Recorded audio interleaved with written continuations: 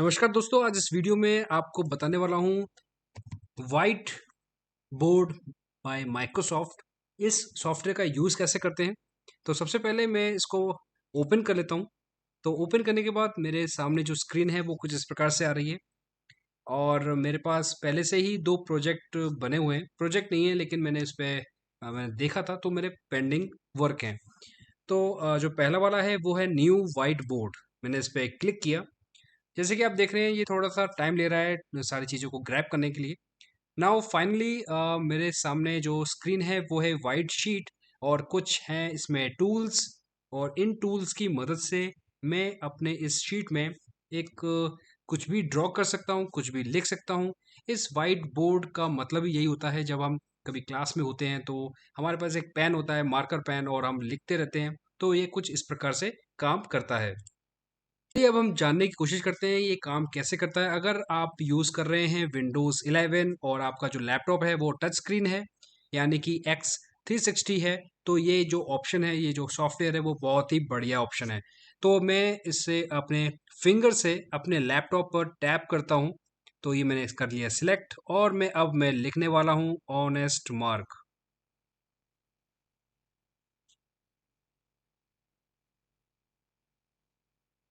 दोस्तों ये बहुत ही बढ़िया है।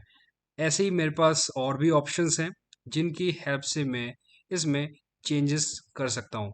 तो ये जो ऑप्शन आप देख रहे हैं ये काफ़ी यूज़र फ्रेंडली है और बहुत ही स्मूथ है। इसमें कहीं से भी कैसी भी रुकावट नहीं आ रही है। और ये एक मार्कर है जो कि आप देख रहे हैं, ये सब मार्कर है। और ये है इरेजर, जो कि आप देख रहे हैं कितना रैपिडली इसने इरेज कर दी सारी चीज़ें। तो ये इरेजर का बहुत ही बढ़िया रोल है। Roller is coming soon update नहीं है इसलिए ऐसा आ रहा है। ये है सिलेक्शन, जो कि अगर आपके पास कई सारी चीज़ें हों तो उसमें ये इसका यूज़ करके आप देख सकते हैं। तो मैंने टैप किया, डबल टैप किया इस पे, तो मुझको ये बोल रहा है कि आपका जो पॉइंटर है वो कितना डेप्थिक होना चाहिए और किस प्रकार का होना चाहिए, कैसा कलर होना चाहिए, जो कि मैंने सिलेक्ट कर लिया है। वो कुछ इस प्रकार से है। तो मैं इसे अगर ऐसे बनाऊंगा तो आपको कुछ ना कुछ यहाँ पर पीछे की साइड बैकग्राउंड में दिखेगा। तो ये कुछ ऐसा दिख रहा है। इसमें भी मैंने अगर टैप किया तो ये कुछ ऐसा दिखेगा और ये कुछ ऐसे काम कर रहा है। ऑलराइट। सो अब हम बात करते हैं इसकी क्यू की, जो कि क्यू हमें एक इंडिकेट दिया हुआ है। तो ये पूरा जो पैनल है वो कम्प्लीटली मूवेबल है। और जैसे ही मैं इस पर टैप करूं और यहाँ पे आप देख सकते हैं थोड़ा छोटा सा एरिया है, वो कुछ इसने मैप टाइप बन रहा है। तो जितना आपका इसके सरकमफेरेंस में जितना भी आएगा, रेडियस में आएगा, तो वो सब कुछ को ये वहाँ पे सेलेक्ट करने के लिए आपको परमिशन देगा। जैसे कि ये नहीं, ये ऐसे काम नहीं कर रहा है। तो इसे सिलेक्ट करने के लिए मैं इसे यहाँ से क्रॉस कर देता हूँ और इसको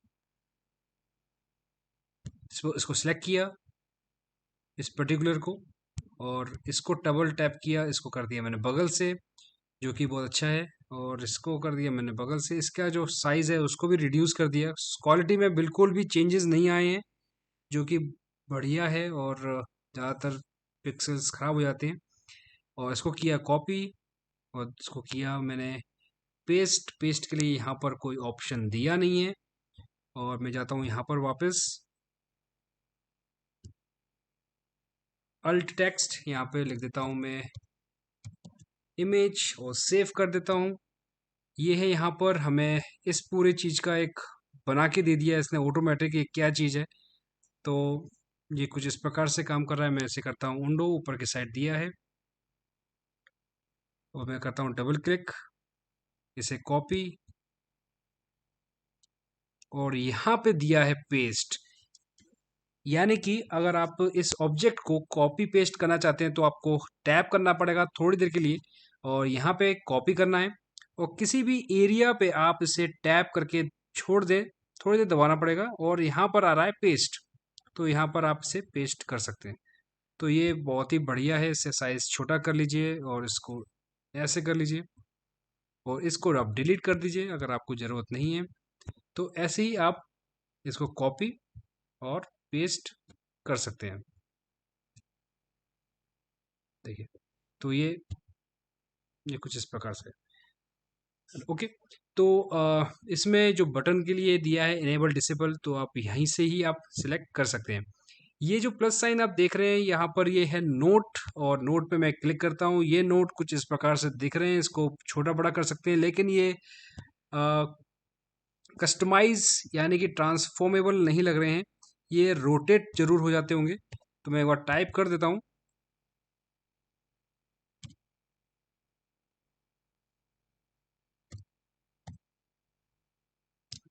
मैंने लिख दिया हेलो, और मैंने इसको यहाँ से, ओके, ये पूरा नहीं जाना चाहिए, मेरे को तो सिर्फ इतना ही चाहिए। तो इसके लिए आपको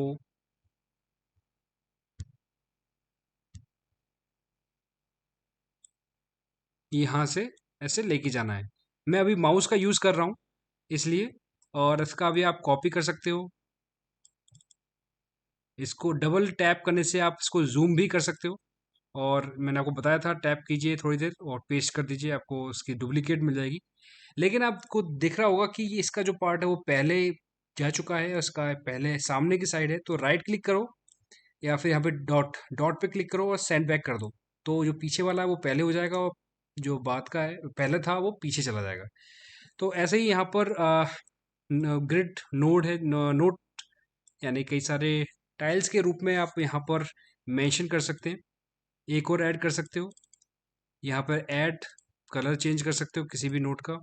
तो ये कुछ इस प्रकार से ये काम करता है। जूम की बात करें तो काफ़ी इसमें जूम है, 12%, 554%, 800% तक इसका हाईएस्ट जूम है, और इसकी क्वालिटी बहुत ही बढ़िया है। ना यहाँ पे आप जो वाइट बोर्ड दिया हुआ है, यहाँ पे आप कुछ भी नाम दे सकते हैं। मैंने लिखा है ऑनेस्ट मार्क, और जो कि इसका नाम आपको यहाँ से एडिट करना पड़ेगा।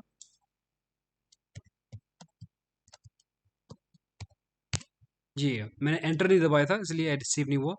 और यहाँ पे ये दिया है आपको शेयर, आप इसमें शेयर कर सकते हैं लिंक। ये क्रिएट कर रहा है, कॉपी द लिंक, और आप इसे शेयर कर सकते हैं। बगल से दिया है यहाँ पर सेटिंग्स, जो कि एक्सपोर्ट इमेज, आप हाई और स्टैंडर्ड तरीके से आप एक्सपोर्ट कर सकते हो आपने जो भी बनाया है। और इसे फॉर्मेट बैकग्राउंड, आपका बैकग्राउंड कैसा होना चाहिए, grid line, dotted, hybrid, diamond, तो ये आपके ऊपर डिपेंड करता है, आपका कलरफुल होना चाहिए और कैसा होना चाहिए। तो ये सारी चीज़ें आप इसमें एडजस्ट कर सकते हैं। बाकी इस सॉफ्टवेयर में और ज़्यादा कुछ है नहीं। और शेप्स की बात करें तो इसमें आपको कई सारे शेप्स मिल जाएंगे। इन शेप्स का यूज़ करके आप इसमें चेंजेस भी कर सकते हैं। सर्कल दिया है, आप सर्कल भी यूज़ कर सकते हैं। पिरामिड, राइट एंगल, ट्रायंगल, सब कुछ इसमें दिया हुआ है। आप इसमें इसका बॉर्डर कलर भी चेंज कर सकते हैं। जैसे कि आप देख रहे हैं अभी, इसका जो सर्कल का जो बॉर्डर है वो अलग कलर का है। इसको करके आप ग्रीन कर सकते हैं।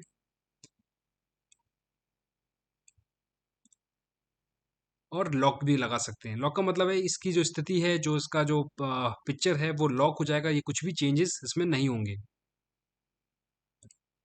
इसके बाद एरो दिया है यहाँ पर, इन एरो का भी आप यूज़ कर सकते हो, कलर चेंज कर सकते हैं।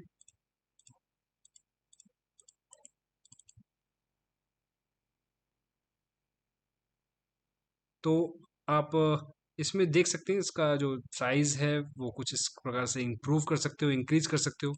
ये है एरो, बिग वन एरो, ये कुछ इस प्रकार का है। तो मैं करता हूँ बैक।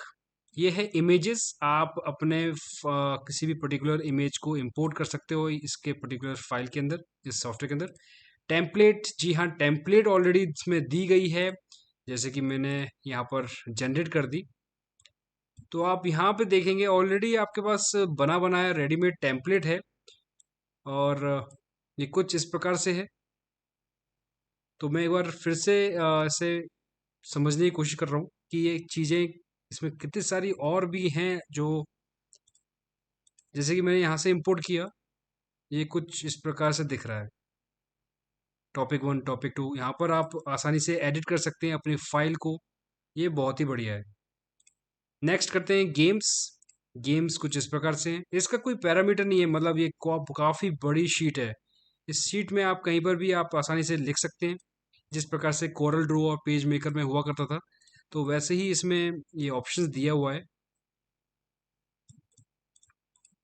आप इसमें से ये कस्टमाइज भी हो सकता है, आपको कोई चीज़ रिमूव करना है तो आप यहाँ से रिमूव कर सकते हो, मतलब आपका जो टेम्पलेट है वो कस्टमाइजेबल है। मैं कर रहा हूँ बैक और लर्निंग, जिससे कि आप यहाँ पर कोई एक बोर्ड तैयार कर सकते हो अपने क्लासरूम के लिए और अपने कॉलेज के लिए या अपने डैशबोर्ड के लिए, अपने बिजनेस के लिए। तो ये एक बहुत ही बढ़िया है, इसको आप जूम भी कर सकते हो और जूम करने के बाद अगर आप इसको और बड़ा करना चाहते हो तो और भी बड़ा हो जाएगा, इसके पिक्सल फटेंगे नहीं। ये काफ़ी अच्छी क्वालिटी में है, जैसे कि आप देख रहे हो। ये बिल्कुल भी क्वालिटी ख़राब नहीं हुई इसकी। चलिए बैक करते हैं और बैक करते हैं, रिएक्शन देखते हैं। अगर आपका ये पसंद आए अगर ये वीडियो, तो आप ज़रूर से ज़रूर आप इसमें सब्सक्राइब कीजिए और पसंद आए तो वीडियो उसको लाइक कीजिए।